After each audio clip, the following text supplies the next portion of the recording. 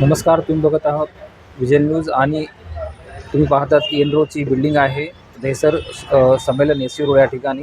आणि ह्या ठिकाणीहून या बिल्डिंगवरून एक लादी पडलेली आहे. लादीचा मोठा तुकडा पडलेला आहे आणि तो तुकडा एका विद्यार्थ्याला त्याच्या अंगावर तुकडा पडलेला आहे. तो विद्यार्थी मोठ्या प्रमाणात जखमी झालेला असून त्यांना हॉस्पिटलमध्ये ॲडमिट केलेला आहे आणि मोठ्या प्रमाणात तो जखमी झालेला आहे.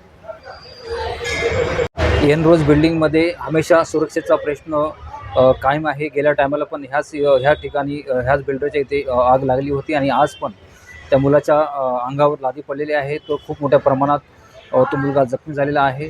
आणि तसेच येणाऱ्या जाणाऱ्या माणसाला सुरक्षेची काहीच हमी नाही, कारण इमारतीच्या वरती कोणत्याही प्रकारचं झाकण लावलं नाही किंवा कोणताही असा रॉ मटेरियलवरून पडू नये याचीसुद्धा बिल्डरने काळजी घेतलेली नाही.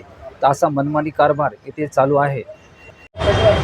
स्थानिक लोकांनी ह्या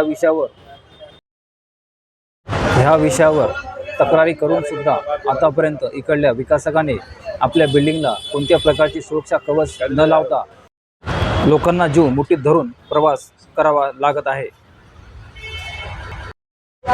अशाच प्रकारे वारंवार अशाच घटना दहिसर SRA शांतीनगर ह्या ठिकाणीच का होतात असा सुद्धा प्रश्न लोकांना इथं पडलेला आहे.